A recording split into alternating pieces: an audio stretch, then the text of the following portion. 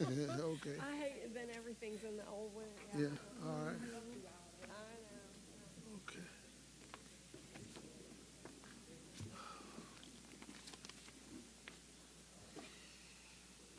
I'm gonna, do a report on the Haitians, telling them about this.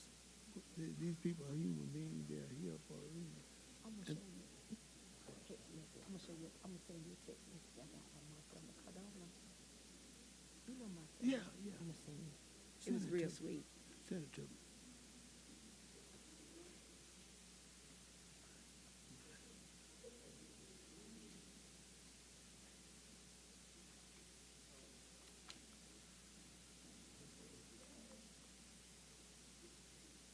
I just sent it to you, man. Oh, okay, all right. Is it in the start?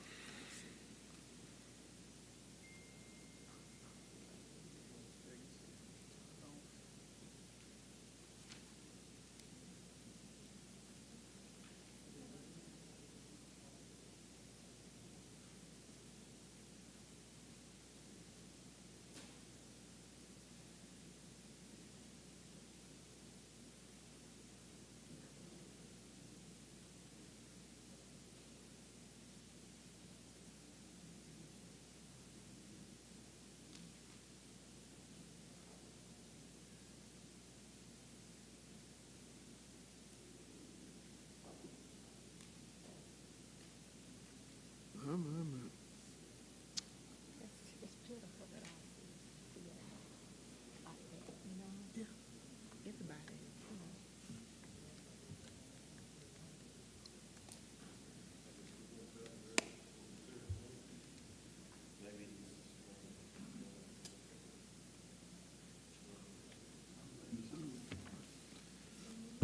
Everybody good?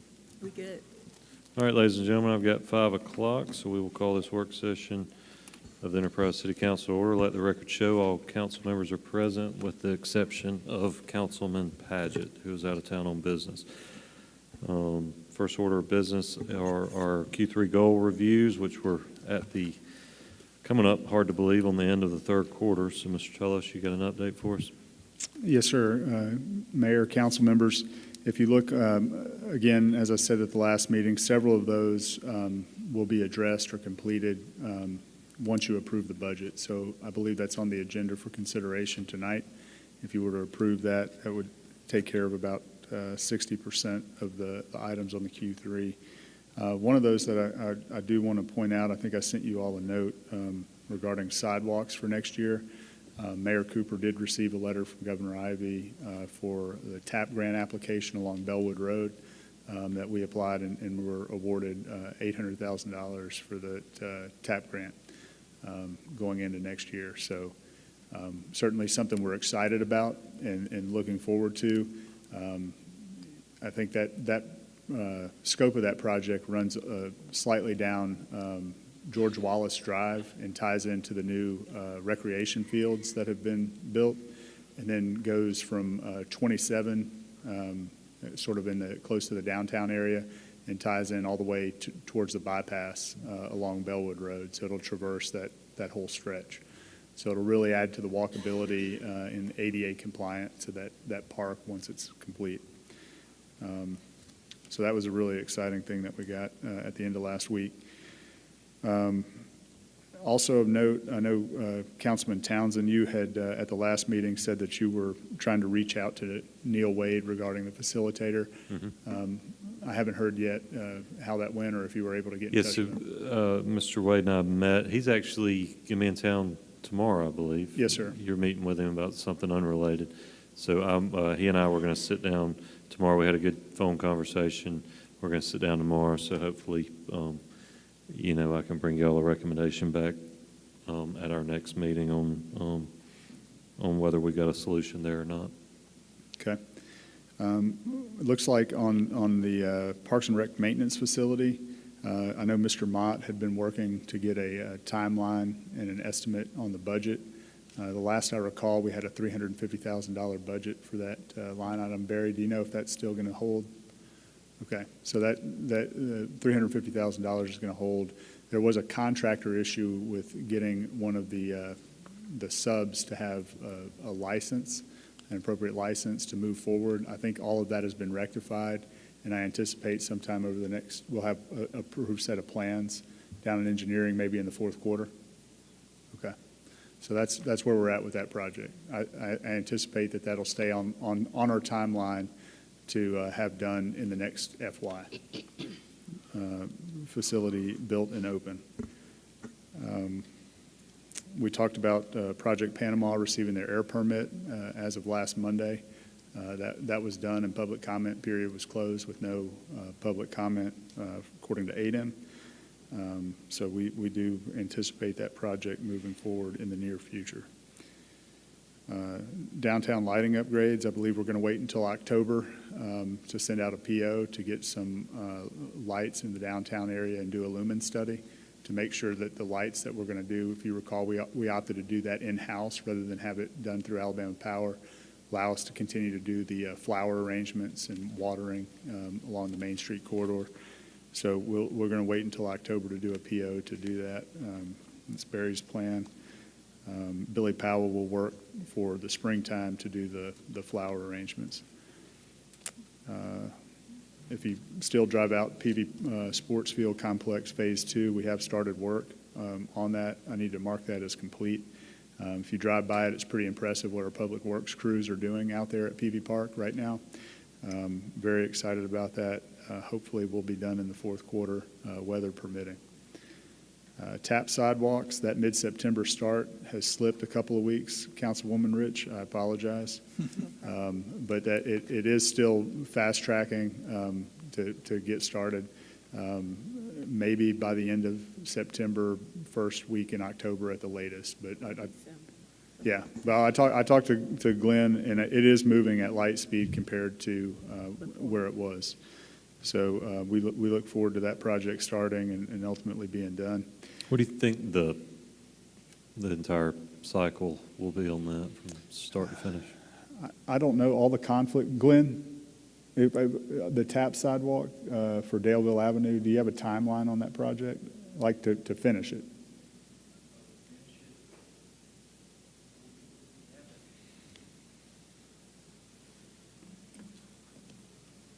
I'll give a little more update. We do have contracts executed with the contractor. Those are in our office. The next step is scheduling a pre-con. I've talked to AlDOT about that. Hopefully we'll have that within the next couple of weeks and then issue a notice to proceed. I think there are 60 working days in the project. So the way that AlDOT does working days, it's actually calculated based on the number of working days that the contractor can work. So it's not 60 calendar days. So, you know, we're talking probably 3 months to 4 months probably to finish the project is what would be the projection. So beginning of next year, next calendar year. Yeah, that's what we would expect. Thank you.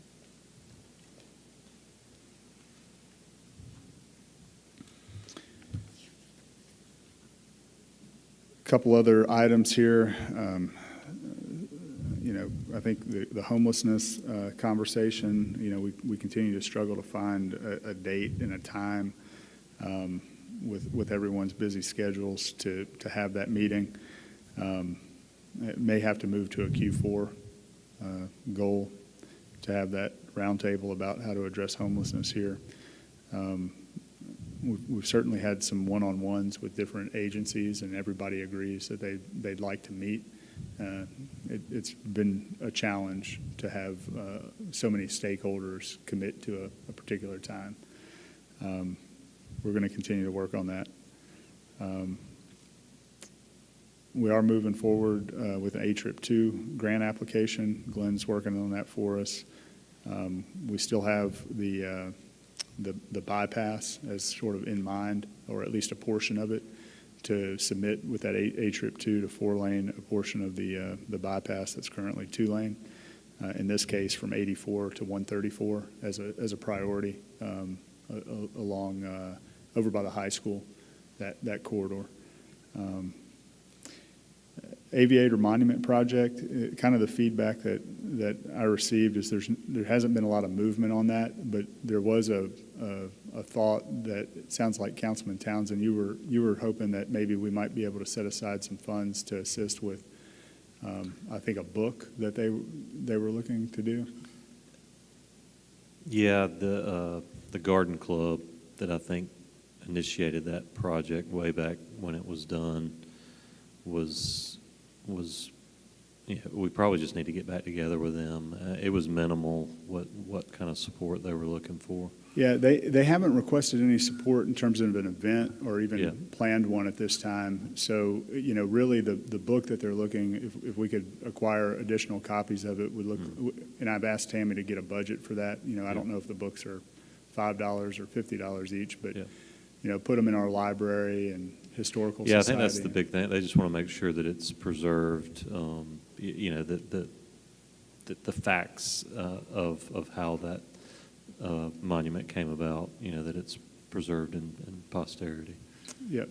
So, And I'm happy to help Tammy if she needs help getting up with the ladies that are concerned about it. okay, we'll visit that though in the next couple of meetings. I hope we'll have an answer for that. Again, that's pretty much where we're at on our Q3 goals. Most of them, I would say 80 to 90% of them will be complete after this meeting. Yeah. The ones that are going to be outlaying for Q4 consideration, I'll just say that it's not for lack of trying. Some of these are out of our control, with one of them being the Land Bank Authority and the attorney that we've got working on that, Ben Goldman. We even tried to reach out to him today to get an update, and it's been slow. So the rescue hangar, when do we know? Did we not find out about that grant? We feel good about it, right? We have been awarded the grant if we want it. The issue becomes the hangar cost is significantly more than the grant. I think the grant's capped at $500,000. We're estimating about $1.2 million to construct the hangar, and from there, it's just a matter of what the rescue squad or the council want to do. And so what I have asked in our conversations with the rescue squad is to look to see if they can get financing from the bank for the other $700,000, leave the city out of it, make payments on the $700,000, amortize it over, whatever's comfortable for them. And then as a fallback, looking at, potentially the city being on the hook should the lease ever fail. Mm-hmm. So there'd be a ground lease involved in that, I guess. There would be, and it would be based on terms, like I said, if the bank were willing to go out to 20, 30, 40 years, whatever that looks like. But there'd certainly be equity in it for whoever was the lender on it. It just didn't make a lot of sense for the city to enter into a lease agreement, take out a loan to construct the hangar, and then turn around and charge lease and then make those payments. It just seemed like one entity too many. Mm-hmm. So that's the approach that we're going to look, and I'm waiting to hear back from Arnold Woodham to see what the rescue squad found out from, the bank. So the ball's in their court currently? Yes, sir. All right. Any other questions about our Q3? Y'all can see we've developed a list down there at the bottom for items added for future consideration, which is a good segue into my next item, which is not on the agenda, but it's related. So our fourth quarter planning, next meeting will be the first meeting of the fourth quarter. Everybody seems like we've gotten in a habit of meeting at 4 o'clock before our first meeting. Is everybody good with that? All right, while I'm thinking about it, let Greg know. You said our next meeting, Yeah, so that would be October 1st. October 1st, right? Right. So 4 o'clock.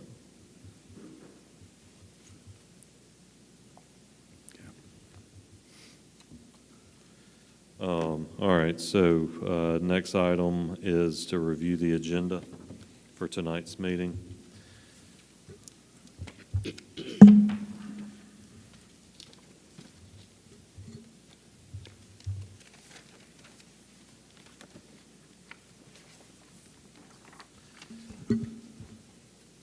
So we'll have, as always, roll call, opening prayer and pledge of allegiance, approval of the agenda, and then the consent agenda, which consists of work session minutes from August 20th and September 3rd, council meeting minutes from September 3rd, contract billings from Whaley for the rec center, and Fine Getty for our state governmental affairs contract. Then a request from the fire department to dispose of some old furniture. Any questions on the consent agenda? All right, next item will be Aaron Grantham. Aaron, I see you're here. Do you want to do this now, or do you want to do it during our regular meeting? Whatever you desire. Well, since you're here, if you want to do it now, Sure. it's entirely up to you. So tell us about it. Okay, so this is our annual request for street closure permission for both the Boll Weevil Fall Festival as well as the Enterprise Christmas Parade.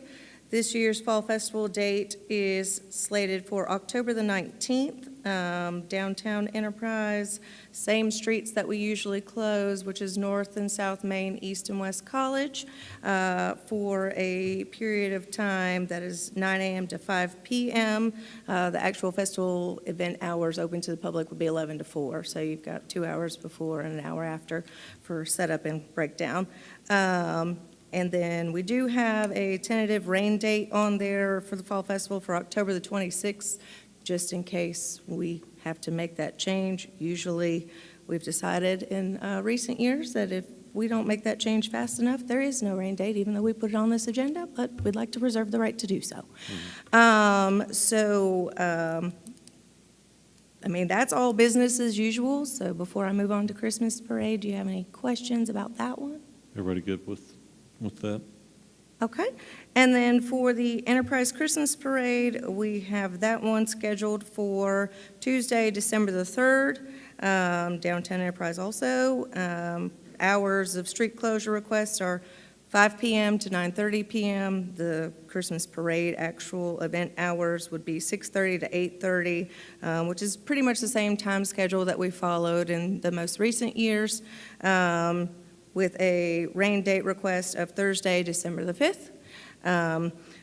I know last year we had a lot of fun rerouting the parade and trying it out, see what would happen, because we had some obstacles along Main Street. But we have been in close contact with the city departments about, the current construction and things that are going on downtown, and we're all pretty confident that those are not going to be issues this year. So the committee has voted to resume the usual route down Main Street, straight down Main Street, around the monument, keep going. So that is pretty much business as usual as it has been all the years prior to last year. And I've talked to Captain Kent and Chief Moore about these items. All right. Any questions on the Christmas parade? Thank you for going straight down Main Street. It is my pleasure, sir. Chief, you good with both of these? All right. Well, if you don't want to stick around, we can handle it during the meeting, or you're welcome to stick around. Perfect. Thank y'all. All right. Thanks. Thank you. Next item will be privilege of the floor, then staff reports. Then we got one item of old business, that is the ordinance 090324 that we introduced last meeting regarding special event liquor licenses. This is, if my memory serves me correctly, is having to do with the special events here at the Civic Center, right? So any discussion on that? Okay. Then we'll introduce some Planning Commission recommendations for Slade Stinnett. That would be, and then immediately after that, the ordinance 091724, which is the companion to that recommendation. No action tonight. Hearing on October 15th. Then anything to say on that, Scotty, or were they pretty? No, they were pretty straightforward. Pretty straightforward Yes, recommendations. no Okay. problem. All right. Then we've got our fiscal year 2025 budget. So any, Leanne, you want to?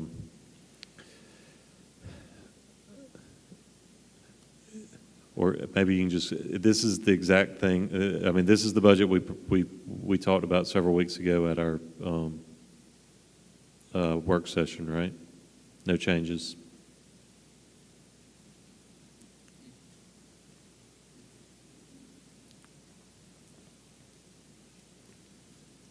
Or at least no changes based on after our conversations. No, I mean, changes based on the conversations, yes. But, and there were some minor tweaks, and, you know, we went through the appropriations that people had met with you all, and changes that you had wanted to Right. make to those, they've all been made, and that's included in the current. Right.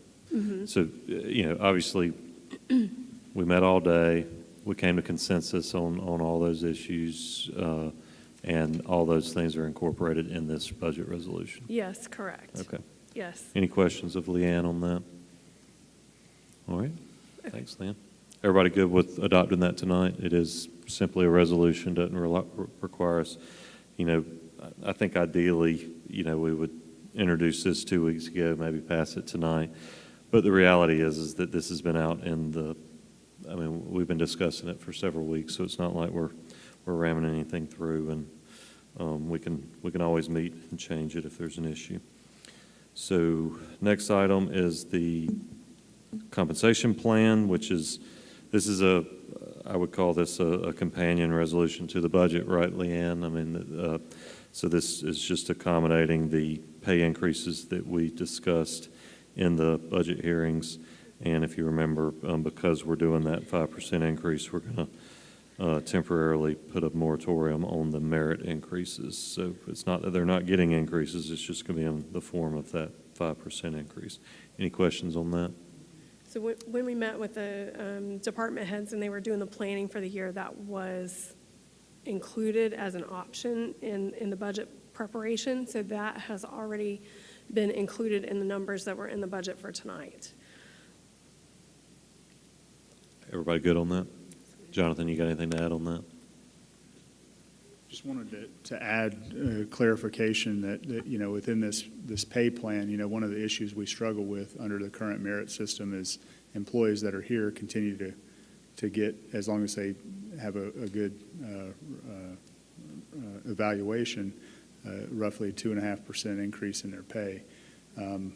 Frequently, especially in the last few years with inflation, it has not it's impacted our ability to hire a lot of times. And so by doing this, we can effectively shift the entire pay plan up by 5%. So every step and grade will be a recipient of this. But it's advantageous for the city to evaluate how we operate in the merit system over this time period. So we're assuming everyone gets the merit increase this time, plus basically twice the amount they would normally have received under Right. the current system. So Practically, it's a 2.5% increase over what we would have gotten. It's not a 5%. correct. Given different times of the year, it's probably closer to 3 or 3.3%. But yes. Okay.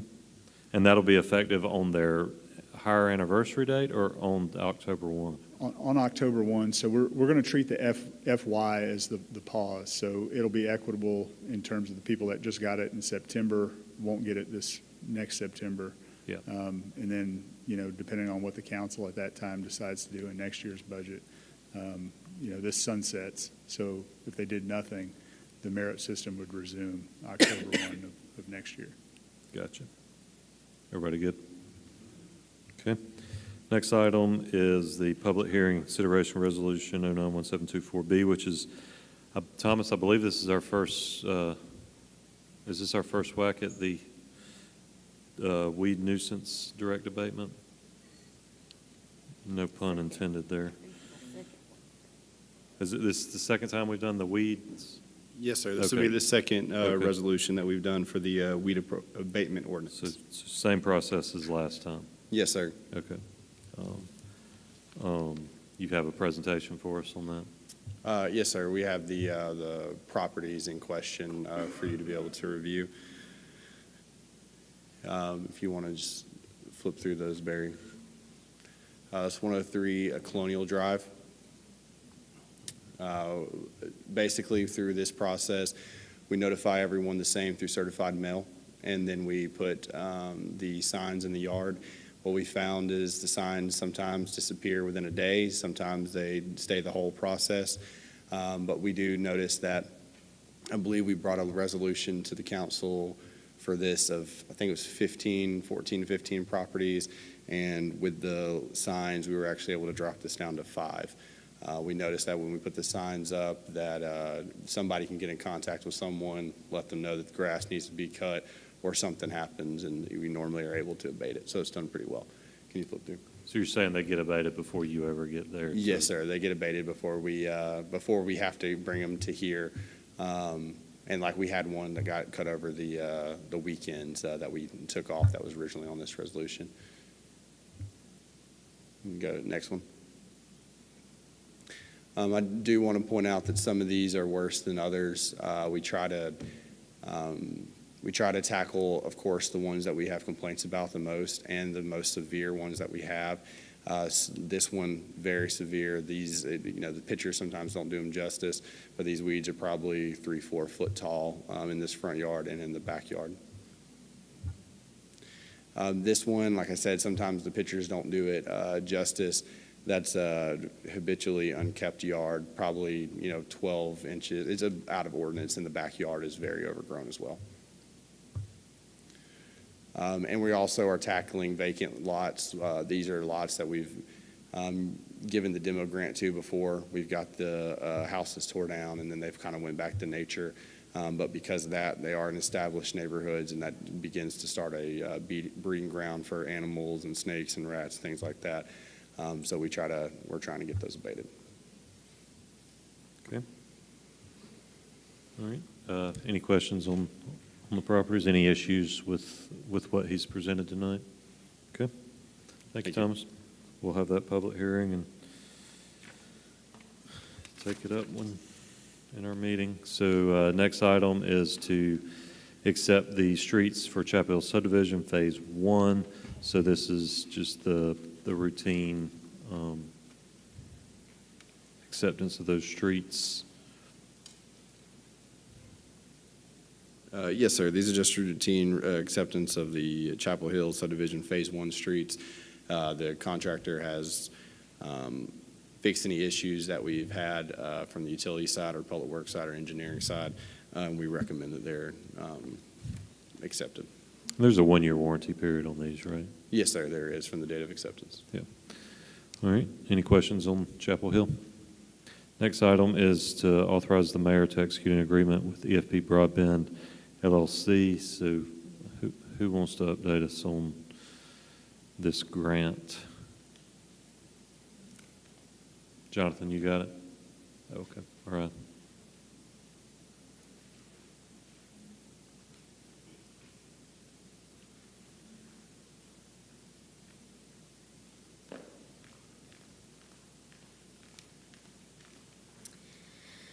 So this agreement is between eFootprints Broadband and the city, and it is for a project that we were awarded grant funding for. We were awarded $65,000. The project cost $65,000. So we're not spending any money out of our city funds, but the overall project is to add Wi-Fi hotspots with a combo of security cameras downtown. It's only 3 that are being placed downtown, and city staff has already met, like preliminarily, to just set up the locations and kind of talk about the early steps, but this MOU is required in order for us to continue on with that process. All right. Any questions of Mariah?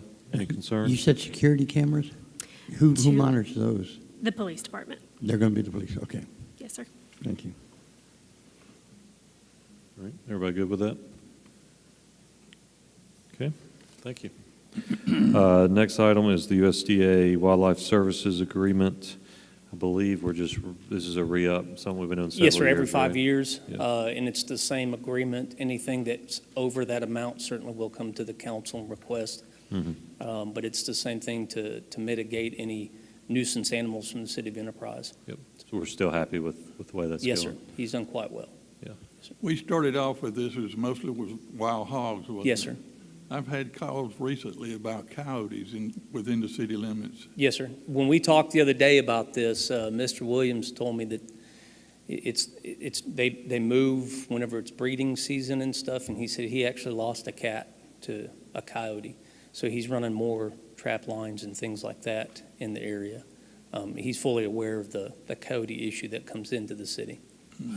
So if we have a constituent that has an issue, we would contact animal control? Yes, sir. Contact the police department, animal control. They'll take the information down and we give it to Mr. Williams. And then he goes out, gets the required release forms from the property owner, and then he'll start working it. So. Do we get a update on what type of animals, how many? Yes, sir. At the end of the year, I you think it's quarterly, and at Quarter- the end of the year, he gives what he has done, where our money has gone. So, Yeah. yes, So sir. what animals kind of coming in the areas? Yes, sir. I know that he's relocated or removed coyotes, beavers, wild hogs, and he has a permit to do, he actually told me he just got a permit for alligators. So we've had alligators in Enterprise, believe it or not, in our career here. So that's another thing that he can do now. So. Just anecdotally, it seems like the wild hogs have gotten better. Is that true, or is that just maybe in my neighborhood? Well, there's some that still have, they kind of move, I think, but yes, I know that he's reduced the population, and it's really just what you're trying to do is reduce And then the keep population pressure and on. driving them out into the county or whatever else. So. Yeah. I might have a lead on an alligator over off Choctaw and that old ravine down at the bottom of the hill. Somebody reported that just the other day to me, and I've got to get with animal control on that. Yes, sir. Yeah, if you'll, well, I'll probably just Okay. text. Yeah, it's in that Mr. old Williams area himself. down there. I guess the city owns part of that. There was a shack down there. Somebody thought they saw one. Okay. So, okay, All right. thank you. Any issues, questions on this USDA agreement? Okay. All right, next item is Alabama Power Company agreement. Looks like we're having to relocate some lights on the Brunson Street baseball field.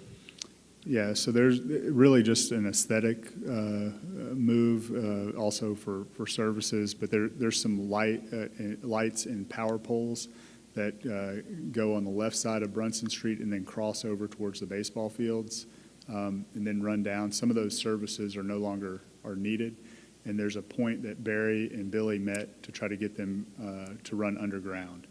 At this point, it'll clean up some overhead lines that cross Brunson Street, which could be a problem for traffic and delivery into the new Rec and Aquatic Center.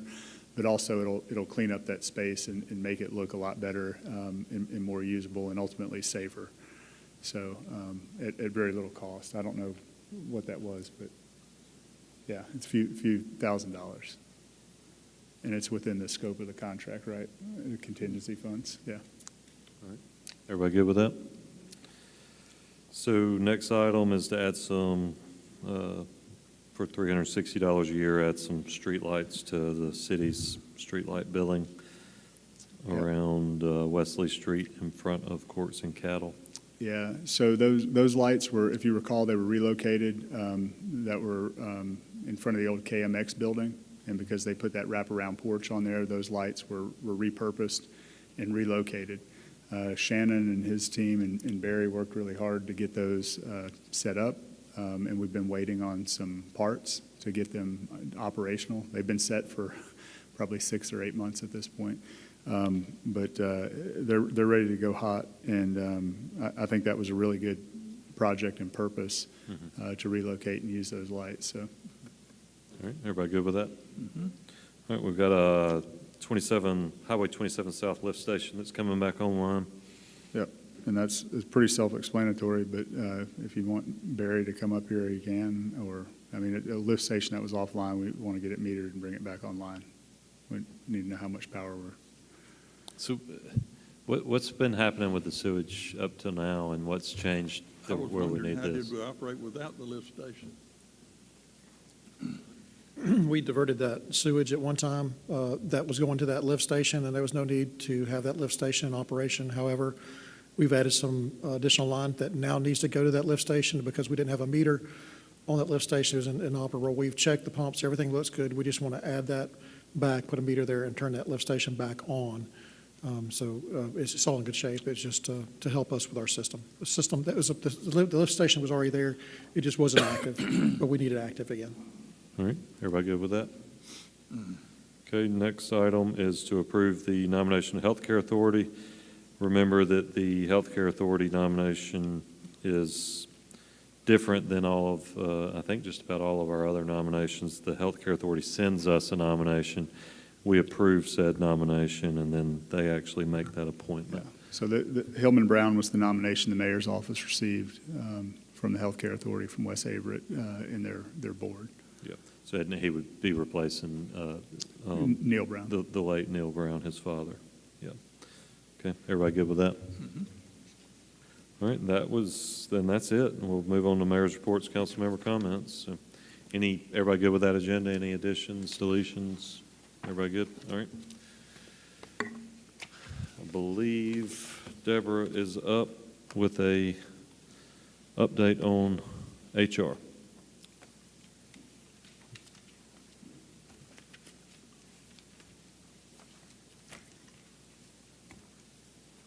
Good evening, Council and Mayor. Good evening. It's been 224 days and 19 minutes since 17 hours and 19 minutes since I started in February of this year. And I want to give you an overview of the HR department then versus now. This is just a partial overview. You can go to the next slide, Barry. PR Company was commissioned by the city to do an HR audit. So these are just some highlighted items. And I actually attended that meeting on February 6th, my second day here. And so we have been working diligently to take care of some of those items that's on this list, like our benefits, our reconciling our benefits, invoicing with our payroll system. We're working to integrate our payroll system because right now HR has to do a lot of manual entries. So we're proposing some changes also to do, hopefully get a performance review system in place, as well as to update our payroll processing. You can go to the next one, Barry. So right now, we currently have 12 different benefits that we offer to our employees. Only 2 of them are funded by the city. So the rest of them are employees, voluntary supplemental insurances that we have to manually enter into our system. We currently don't have a system. You go to the next one for me. Then currently we have, like I said, 12, but we have to enter those in manually for all the venues' website, as well as put them into our payroll website. So we right now currently do not have any way of tracking any of our benefits and being able to track those through our own system. So what we're proposing now is to allow a payroll deduction discontinuation for some of those supplemental coverages that we have. We're going to partner, and I have Jeffrey Reed here. We're going to partner with Aflac and our current broker to help us offer more benefits through Mutual Omaha, as well as Aflac has an employee navigator system that would be free to the city, and it would give us a streamlined system where our employees can have a self-service. They can go and make changes. We can actually do our open enrollment this November through this system. So I'm going to have Jeffrey to come up and kind of give some more insight to what that system is and how it's going to help the city run. Good evening. So I've gotten the opportunity to work with Deborah over the past several months, and I feel the stress and the stuff that they have to deal with on a daily basis, because that's a lot of companies that, you know, when you work, when you're a part of a municipality, you want to make some of the best opportunities available, but sometimes you can offer too much, and then it becomes very overwhelming. And so I know in my career, I started with Aflac 13 years ago, but I've been working with you guys for the city for about 10 years. And as my business has grown, it's kind of morphed into where now I more operate as a broker. And so I don't just do Aflac supplemental benefits, but I do some other benefits that the city can take advantage of. And so you should have a copy of some information I think was given to you guys in front of you of what we're kind of proposing and some things, because I know we looked at the key feature to this was that we wanted to be able to integrate because all companies nationwide are going to integration platforms where employees can enroll on an online platform instead of having to drop off a stack of papers to the HR, and they're having to key all that in. It's a lot. And so Aflac has a license with a company called Employee Navigator that allows us to be able to offer this service free of charge for businesses to utilize simply because the Aflac benefits are being offered. But in doing so, we're also able to partner with other products on things that Aflac doesn't offer. Now, I don't know if that sheet may be small, and if we need to make it bigger, we can do that, and we can email it to you guys. But one of the things we were looking at there is, if you notice, one of the current companies we have long-term disability with is the Standard. Well, we were able to get some rate information back from Mutual of Omaha, and it was significantly cheaper. And so that got us looking at not only the long-term, but also short-term. You know, I'm an Aflac guy through and through, but even on the short term, Mutual of Omaha's came back better, so we're proposing even to change the short term for the employees that have it with Aflac and moving it over to Mutual of Omaha as well. And by doing some of these things, we're actually going to eliminate, probably get it down to about 4 or 5 bills, whereas right now there's probably at least 12 or 13, so it's a lot that they've got to manage every month. Now, one of the other things that you can see there at the top, there in the middle, we can set it up where the employees continue to do an employee-paid long-term disability, so that's up to them if they want to participate.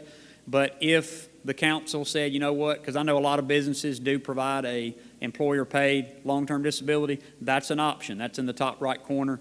When we did this off guesstimated numbers of around 300 average census employees, I know that fluctuates. But then down at number 3, if you look down at the bottom left, it's got currently the group life is being done through Dearborn. That was changed a couple years ago. And so we actually, and if y'all were not aware of it, I know that, I'm not sure how long this has been the case, but currently the city provides a $10,000 life insurance policy on each full-time employee, but they also cover life insurance on retirees. Not sure why that was the case, but when you pull retirees in, it can really affect your rates because obviously retirees, at some point, they're going to pass. And so that really does affect the overall scope of rates. So we're actually proposing removing that benefit from retirees, and that way it frees up money to where, because if you look down at the bottom, currently we're doing $10,000 on retirees and employees, and the city's paying about $1,750 a month.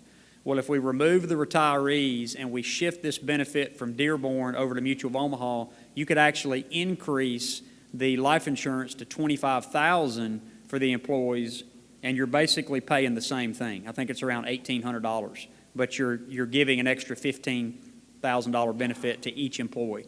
So it just is another way to incentivize, because obviously you want to think through the needs of your active employee base. You know, we love our retirees, thankful that they've served for a long time, but you want to think through the needs of your employees. And so that's one of the proposals. We've got other amounts listed there, and then we're also looking to add an additional benefit. I know currently there's a group term benefit that employees can do up to $25,000 and for employees and $50,000 for supervisors with National Security out of Elba. But National Security, great company, but they don't integrate, and neither does Dearborn. So they don't have the capability of moving their stuff to an online platform for us to communicate to them electronically on who's being added and who needs to be removed. And because I've spoken with both of them on that. And so we're trying to move to where we can, integration is the most important thing, but then we want to make it cost effective. And so with Mutual of Omaha, we found that we could actually increase the benefit to where employees could get up to $100,000 of guaranteed issue, cover $30,000 on their spouse, and do like a $10,000 coverage on their kids. And there's no health questions asked when we initially set this up. So now, from year to year, if they choose not to participate, then yes, they would have to go through underwriting in the future. But if we implement this during open enrollment, we could have an employee in here that's got health issues, and they could get up to $100,000 of coverage based on their age. And the rates you can see are very inexpensive. You know, you take somebody that's 40, it's 15 cents a month per $1,000 of coverage. That's very, very inexpensive. And so that's what a lot of larger companies have, and it's just never been in place for the city. And so I think that's going to be an added bonus to be able to do that. And then, of course, the other pages, those are benefits that are already currently being offered with Aflac. We're not looking to change any of necessarily those things, but the main things that we're looking to do is just try to streamline everything to make it integratable to where we can do it online so that Deborah and the HR can run reports. Employees can log in and see what they got, because Deborah probably gets called. I get calls at my house on my cell phone. Employees will be like, hey, what do I have? And I got to go into 3 different systems and look it up and try to figure out what they have, whereas now they'll be able to log in and they'll be able to see what they have in one place. And that online integration platform, most companies have to pay thousands a year for it, but because of the Aflac partnership, Aflac is going to give that to the city for free. So there will be no cost to the city for that. Any questions? Everybody good? Thank you, Okay. Jacob. All right. So currently, like we said, the vendors that we have, like local government, they do not offer any type of a way we can departmentalize our listing when we're doing our reconciliation to the bills. So right now, that's still another manual process. So what we're proposing to do is we're going to try to, with our Munis kickoff, we actually talked with Munis in August, so we're going to get integrated with Munis. But unfortunately, in that kickoff meeting, Munis did tell us that they're not able to integrate benefits. So that's one of the good plus for the employee navigator system. We right now have, then we had no notification from our departments in terms of terminations, employee leaves, different things of that nature. There was a lack of, we had to do final pays for the benefits whenever someone leaves the city. So we were not getting any type of communication from the various departments. But now we put in some HR practices that we can immediately correct. And so we were able to help streamline those situations. We created a structure where we, for our employee change system, to where our merits system could be more streamlined for us. And we created deadlines and different things for that. So we streamlined a lot of our payroll processes and developed a lot of deadlines. Go to the next one. Again, it sounds redundant, but our payroll system currently was not integrated correctly, implemented correctly from the beginning. So we're having to go back and work backwards. We found that there was no payroll backup for our current payroll. So we had to create a P drive to keep some of those things accurate. Our pay records were not being backed up in Munis, so we're working with Munis now to try to get all that corrected and making sure those things are in compliance. So right now, we're just trying to make sure we get everything streamlined, integrated, so that we can be able to, when we have a true payroll audit, we have everything operating as it should be. So with Munis, we're looking to get the time and attendance system, get the benefit system that's currently available to us, even our recruiting and our payroll management. Right now, we're not utilizing any of those things to the current system that we have. We go to the next one. Now, like I said, we're getting more in compliance with our HR practices. We created a recruiting guide. When we came on, there was a lot of recruiting issues. We found that we didn't have interview questions being used. Some questions were illegal to be asked, so we created a recruiting guide, and we conducted a recruiting training for our department heads so they can be able to understand, based on the law, how things should take place. We also created the interview questions so we can make sure everybody was getting consistent questions asked and making sure everything was compliant. So we also created a new hire schedule because if anybody knows, the payroll goes from Wednesday to Tuesday. HR has to process the next Wednesday, the next day. We don't have any time for payroll errors or anything of that nature, so we're on a crunch time to get everything done. So we created a new hire schedule so when we hire someone at the beginning of a pay period, it gives us 2 weeks at least to get the person in the system and to be able to make sure everything is accurate. There. Like I said, we created that guide.